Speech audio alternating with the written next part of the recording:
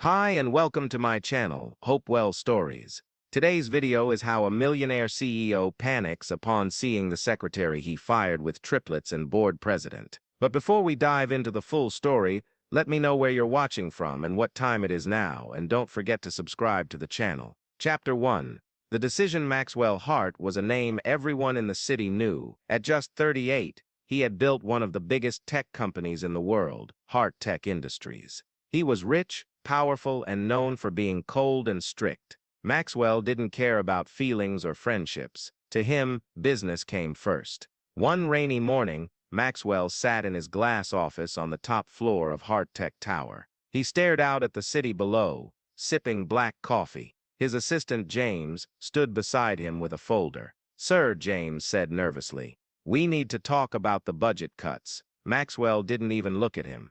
"Cut salaries, lay off some workers, do whatever it takes." James hesitated. "There's also Miss Langford." Maxwell turned. "Who?" "Your former secretary, Clara Langford. She sent another letter asking for help. She has triplets now and she says, I don't care if she has 10 kids. Maxwell snapped. "She was fired for slacking off. I don't give second chances." James nodded quickly and left the room. Clara Langford had worked for Maxwell for 2 years before being let go. It wasn't because she was lazy, it was because she made a mistake that cost the company money. Maxwell never forgave her. He believed in perfection, not forgiveness. But what Maxwell didn't know was that Clara had kept something from him. Something huge. Chapter 2. A new life. Clara Langford lived far from the skyscrapers and fast life of downtown. Her apartment was small but cozy. She had 3 children now, all girls. They were 5 months old and slept peacefully in their cribs. Her best friend Rachel helped her take care of them. "They're so cute," Rachel said, rocking one of the babies. "How are you holding up?" Clara smiled tiredly. "Exhausted, but happy." Rachel looked at her carefully. "You should tell him, Clara. He deserves to know." Clara shook her head. "No, he doesn't want anything to do with me, and I don't want his pity. But he's their father, Clara." Clara sighed. "I know, but I can raise them without him." She had gotten pregnant shortly after leaving Hart Tech. She never told Maxwell. She didn't want to burden him or use the kids to get money. She wanted to be strong, but life was hard. Raising triplets alone was more than she could handle financially. That's why she had written to Maxwell again. Not for herself, but for the girls. Chapter 3. The board meeting. A week later, the Hart Tech board meeting took place. The board president, Mr. Harold Granger, had called an emergency session. Maxwell walked into the large conference room with his usual confidence. The board members sat around the table like judges waiting for a trial. Mr. Granger cleared his throat. "Maxwell, we have a matter to discuss." "What is it?" Maxwell asked. Annoyed, Granger slid a folder across the table. "This arrived this morning, from Clara Langford." Maxwell froze. "That woman again? Throw it away. She's suing us." Maxwell raised an eyebrow. "For what?" "For child support." Maxwell laughed. "What? That's ridiculous. I'm not their father." Granger looked serious. "She claims you are, and she provided DNA results." Silence filled the room. Maxwell stared at the paper. His eyes scanned the words. "Biological father, Maxwell Hart." "No," he whispered. Yes. Granger said. "And there are 3 of them." Maxwell's face went pale. "Triplets." Granger nodded. Maxwell stood up suddenly. "This is a lie. She's trying to scam me." Granger leaned forward. "We ran our own test. It matches." Maxwell felt like the room was spinning. He had a family. 3 daughters, and he hadn't known. Chapter 4. The surprise visit. Later that day, Clara got a call from a lawyer. "Miss Langford," the voice said, "Mr. Hart wants to meet you and the children." Clara's heart skipped a beat.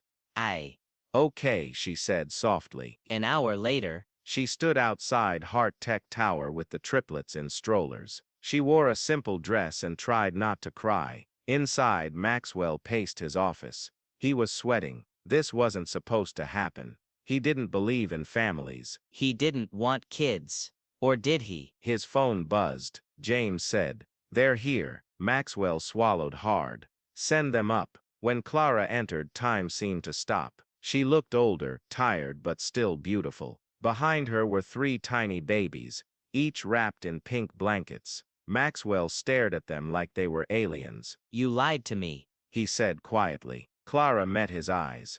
I didn't want your money, I wanted to protect them. Maxwell stepped closer. One of the babies opened her eyes. They were the same color as his. He reached out and gently touched the baby's hand. It curled around his finger. Something inside him broke. Chapter 5. Learning to care. Days turned into weeks. Maxwell couldn't stop thinking about the girls. He started visiting Clara every evening. He watched them sleep, laughed when they giggled, and even changed a diaper badly. Clara was surprised by how fast he was learning. You're getting better. She said one night. Maxwell shrugged. I don't know what I'm doing. Jid. That makes 2 of us.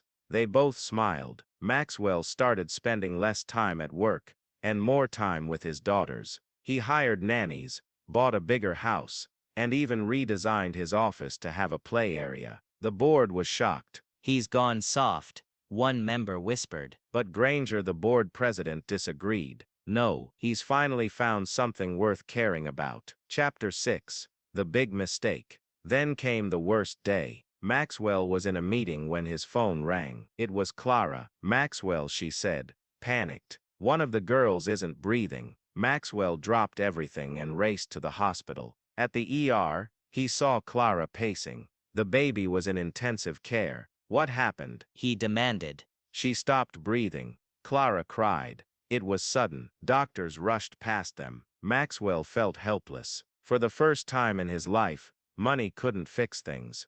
Hours passed. Finally, a doctor came out. She's stable now, he said, but we need to run tests. There might be a heart condition. Maxwell fell into a chair. He buried his face in his hands. I almost lost her, he whispered. Clara sat beside him. I'm scared. He looked at her. E2. Chapter 7. The truth later. In the hospital room, Maxwell sat beside the crib. He held the baby's tiny hand. I'm sorry, he whispered. I should have been there sooner. Clara walked in. You're here now. Maxwell looked at her. Why didn't you tell me earlier? She sighed. Because I thought you wouldn't care. I didn't think I would either, he admitted. But I do. I care more than anything. Tears filled Clara's eyes. You don't have to do this, you know. You're not obligated. I know, he said. But I want to. I want to be their dad. Clara hugged him tightly. They'd love that. Chapter 8.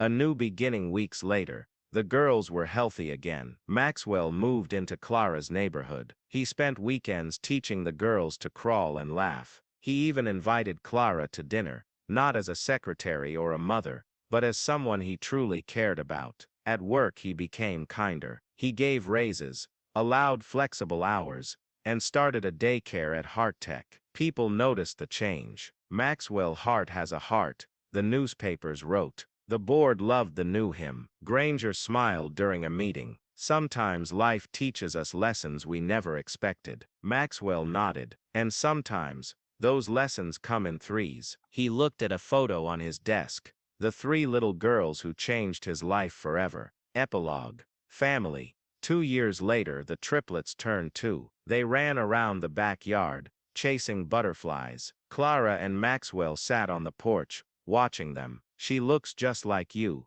Clara said, pointing at one girl. And the other 2 look like you, Maxwell said. Clara smiled. So they're perfect. Maxwell kissed her forehead. Like you. Clara leaned into him. Thank you for being here. I should thank you, he said. You gave me something I never knew I needed. Family. If you enjoyed the video, please don't forget to like, comment and subscribe to our channel. Thank you for watching, and see you on the next video. Bye.